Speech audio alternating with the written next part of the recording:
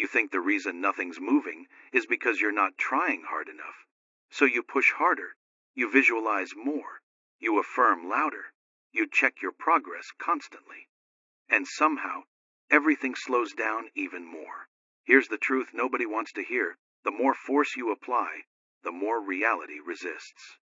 Not because the universe doesn't care, but because forcing creates interference.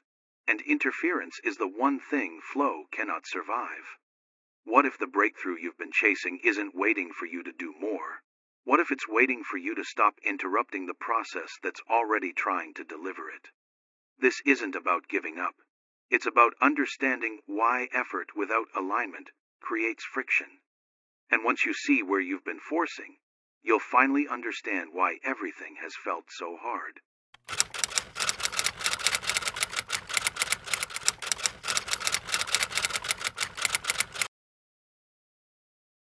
Nothing in your life is stuck because you're not trying hard enough.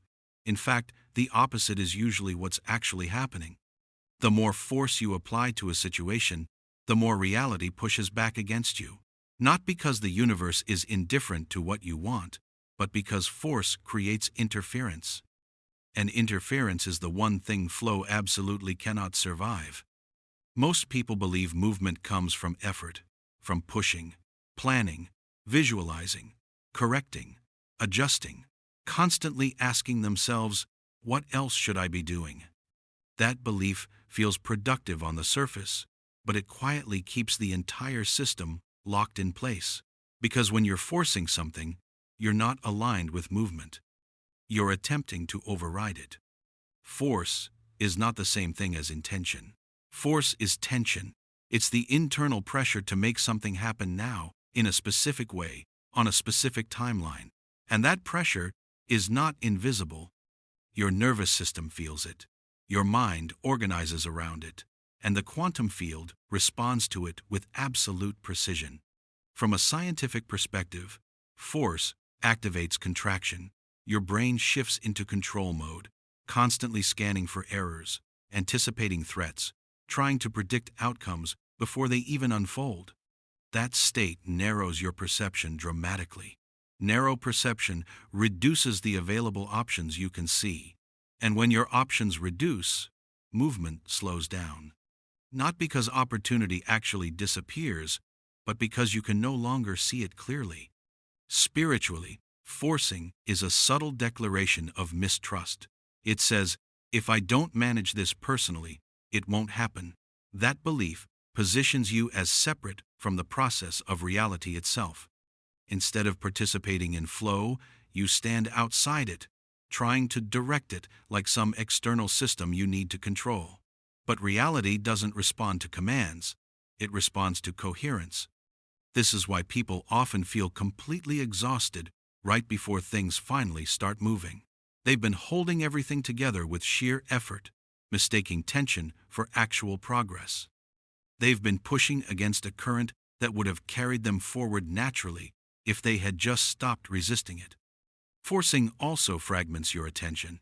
You're constantly checking whether things are working, whether you're aligned, whether you need to adjust something else. That constant self-monitoring creates noise, and noise disrupts signal. The universe doesn't respond to noise, it responds to clarity. What's rarely explained in manifestation teachings is that flow is not something you enter by doing more. Flow emerges when resistance dissolves, when internal urgency softens, when the identity that believes it must push finally relaxes its grip. That's when movement begins, not because you demanded it, but because nothing inside you is blocking it anymore. This moment is uncomfortable for most people because it feels like doing nothing. The ego equates stillness with stagnation. It fears that if you stop forcing, everything will fall apart completely. But that fear comes from an outdated survival strategy, not from truth. The universe does not start moving when you apply pressure. It starts moving when you stop interfering, when you allow timing instead of chasing it. When you release the need to control form and trust the intelligence of the process itself. If you've been feeling like you're pushing against life instead of moving with it, this is not a sign to try harder, it's a signal to pause. to notice where effort has turned into tension, where intention has turned into force. Because the moment you stop pushing is not the moment you give up. It's the moment flow finally has space to begin. In the comments, drop one word that captures the energy you're choosing to carry forward. Maybe it's surrender. Maybe it's trust. Maybe it's flow. Maybe it's something uniquely yours. Let that word be a small but powerful declaration, a signal you send not just in this space, but into the quantum field itself.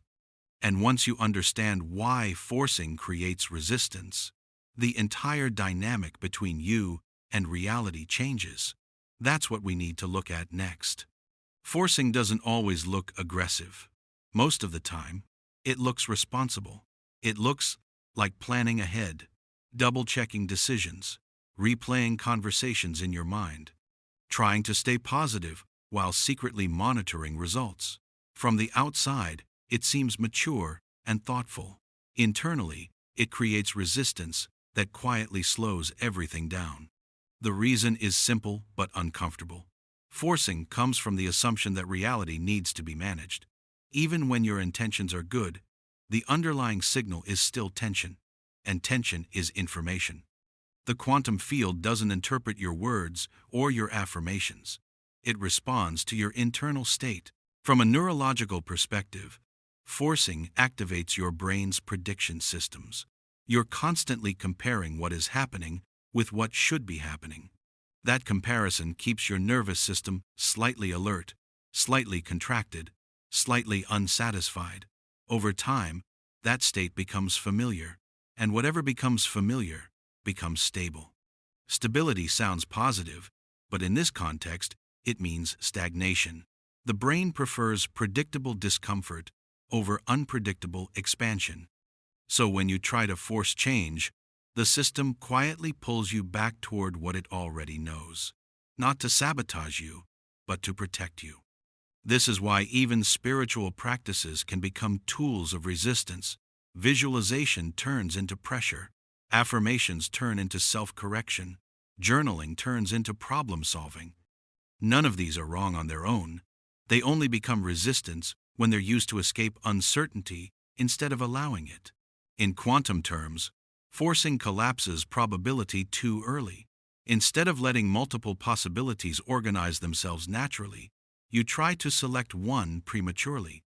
And when you do that, the only probabilities available are the ones already familiar to your identity. The field complies, but it can only comply within the constraints you impose on it. Spiritually, forcing reflects a lack of trust in timing. It says, "I know better than the process." That belief subtly separates you from reality. Instead of integrating you with it, you're no longer participating in flow, you're negotiating with it. You can often feel this resistance in your body, tightness in the chest, a sense of urgency without clarity, a mental restlessness that doesn't resolve even when you take action. These are signs that effort has crossed over into interference. What most people don't realize is that flow is not the absence of action, it's the absence of friction. Action taken from alignment feels different. It doesn't drain you. It doesn't require constant reassurance. It doesn't need to be justified internally. When you stop forcing, you don't become passive. You become responsive. Instead of pushing reality forward, you respond to what's emerging. And response is always more intelligent than force because it adapts in real time. The universe doesn't reward intensity. It rewards coherence. And coherence only appears when internal resistance dissolves. If you've been doing everything with good intentions but still feeling blocked, it's not because you're wrong. It's because effort without trust creates friction. And friction slows movement, no matter how sincere the intention is. Once you understand this, the next shift becomes obvious. If forcing creates resistance, then flow must begin somewhere else entirely, not in action, but in state. And that's where we're going next. Flow doesn't begin when circumstances improve. It begins when your internal state stops negotiating with reality. Most people wait for external signs before relaxing, but flow activates in the opposite direction. The system softens first, reality follows.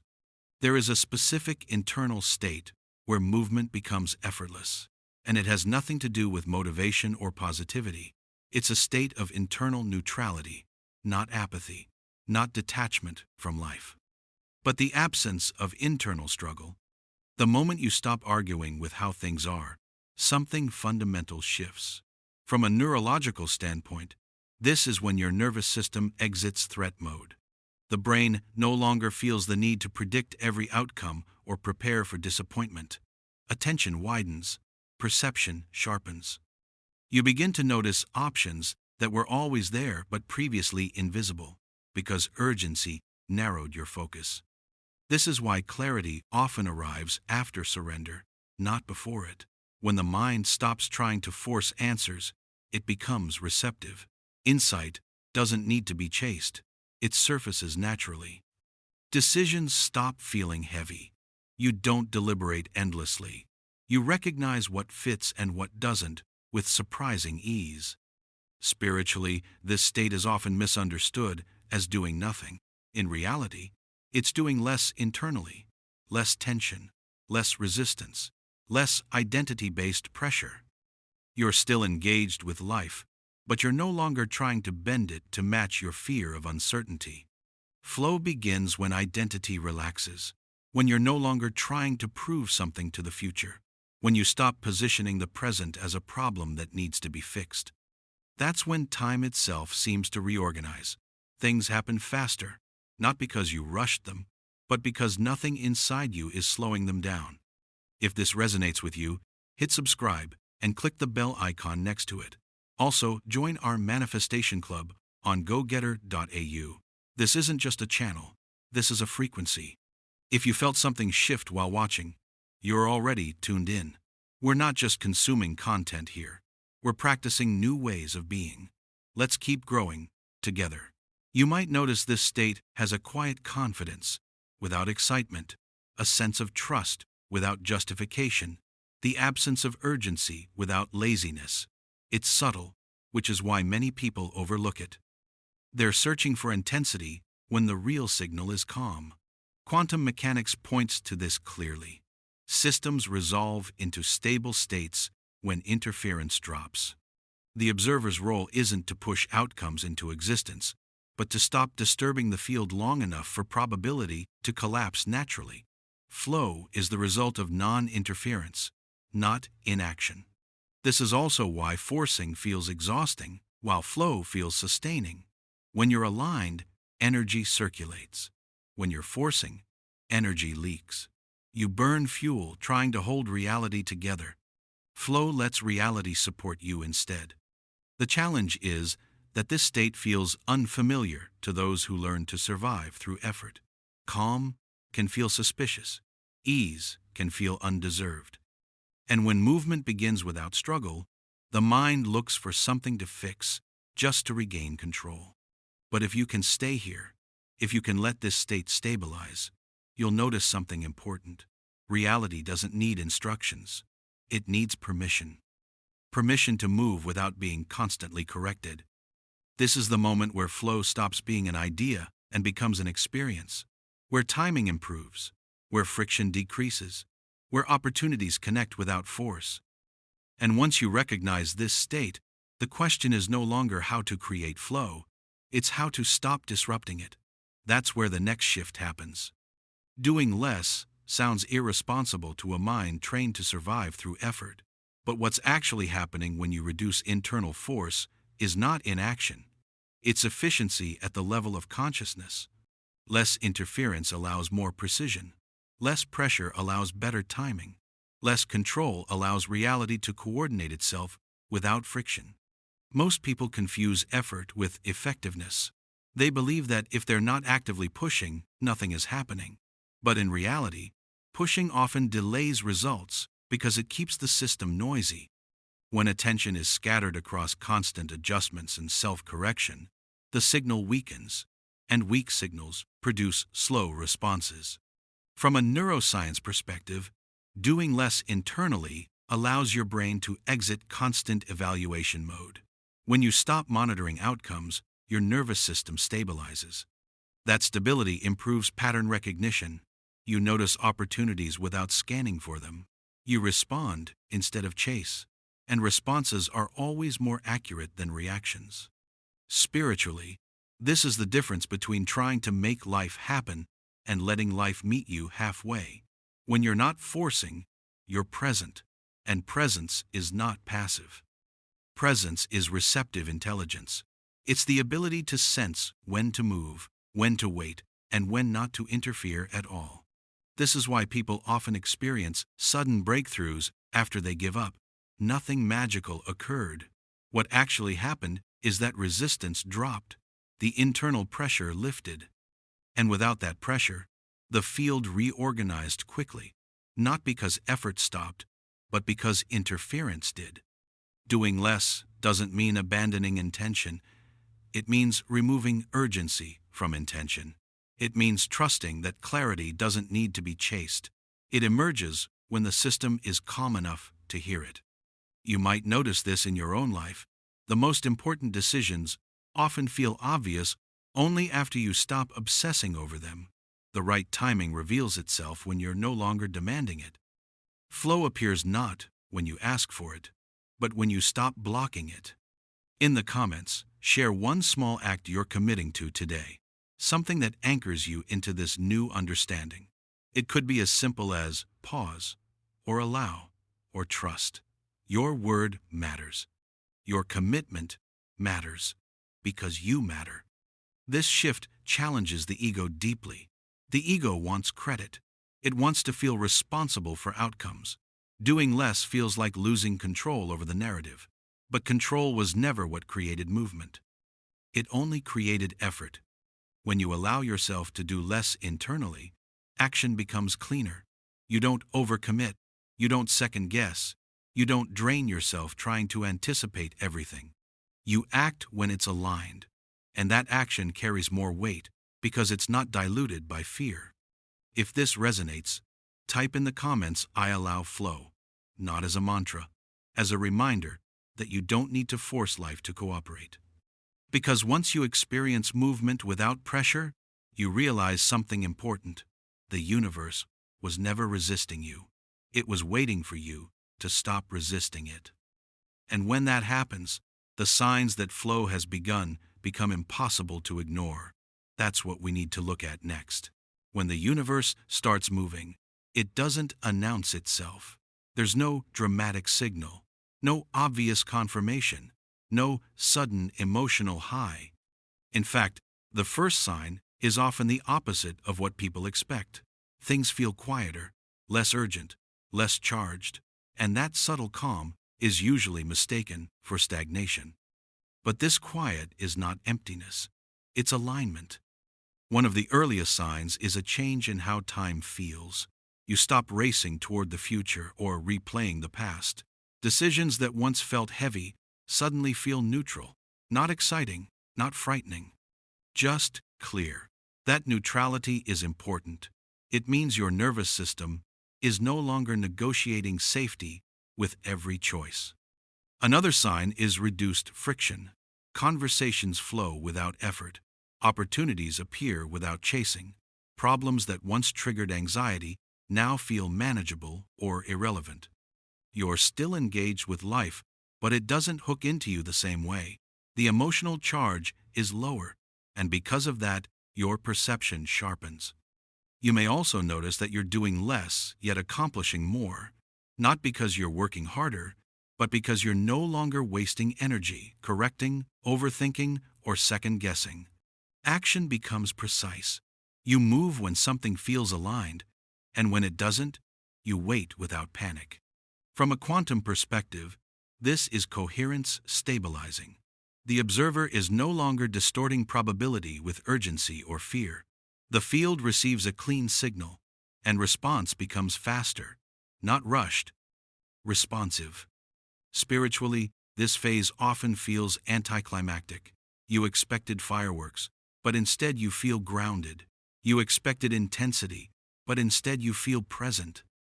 That's why many people overlook the shift and try to recreate drama just to feel something familiar again. Another subtle sign is that you stop explaining yourself. You don't feel the need to justify your pace, your choices, or your direction. There's an internal permission that wasn't there before. You trust your timing, even if others don't understand it. You may also notice synchronicities, but they're quieter than stories make them sound. The right message at the right time. A conversation that opens a door. A delay that turns out to be protection. These aren't miracles, they're coordination. And coordination only happens when resistance drops. Importantly, this phase doesn't feel like trying to manifest. It feels like living. You're not watching reality closely anymore. You're participating in it. And because you're not interfering, movement becomes natural. This is the moment where many people accidentally interrupt flow by going back to old habits of control. They check results. They ask if it's working. They seek reassurance. But doing that reintroduces noise into the system. Flow sustains itself only when you stay familiar with this quieter state. When you don't mistake calm for absence. When you don't try to recreate effort just to feel productive. If you're noticing these signs, nothing is missing. Nothing needs to be forced. Reality has already started moving. The only thing that matters now is how you stay here without slipping back. That's where integration becomes essential, and that's where we close this. The most delicate part of flow is not entering it. It's staying there without trying to take control again. Once movement begins, the old habit of forcing often returns quietly, disguised as responsibility. You start checking progress. You look for proof. You wonder if you should be doing more. And without realizing it, interference slips back in. Flow doesn't disappear because it's fragile. It disappears because control re-enters. The mind gets uncomfortable with ease. It asks, shouldn't this feel harder? And that question alone shifts your internal state. The signal changes. The field responds accordingly. Staying in flow requires familiarity with stillness, not as absence, but as stability. It means learning to recognize the internal state that allowed movement to begin and not abandoning it the moment things feel quiet. Quiet is not a pause. Quiet is coordination happening beneath the surface. This is where identity matters more than action. If you still see yourself as someone who must push to survive, you'll eventually sabotage ease. But if you allow your identity to update from controller to participant, flow becomes sustainable. You don't chase outcomes. You respond to them as they arrive. From a neurological perspective, this is about maintaining a regulated nervous system while life reorganizes. When the body feels safe without urgency, perception stays wide. You don't miss timing. You don't overcorrect. You trust your internal signals instead of external pressure. Spiritually, this is embodiment, not waiting for signs, not asking for reassurance, but living as if coordination is already underway, because it is. Flow doesn't need belief. It needs consistency of state. This is why many people experience breakthroughs and then fall back. Not because the universe stopped responding, but because they returned to old internal habits. Integration prevents that. It helps you recognize when you're about to interfere again and gently step back into coherence. That's exactly why quantum rebirth exists. Not to teach you how to force reality, but to help you stabilize after the shift has begun. To understand what's happening internally so you don't mistake calm for stagnation or silence for loss. Alongside it, the Quantum Grimoire offers a grounded way to reflect, anchor, and maintain clarity as your external world continues to adjust. You'll find both in the pinned comment whenever you feel ready to deepen and sustain this state. Nothing here needs effort. Nothing needs pressure. Flow doesn't respond to force. It responds to absence of resistance. And once you understand that, you stop asking how to make the universe move. You let it, and it does. Make sure you share this video with your loved ones. You might just be the blessing in disguise they need today. Remember, you're not just sharing, you're spreading flow and ease. And that energy will remove resistance from everything you're calling in.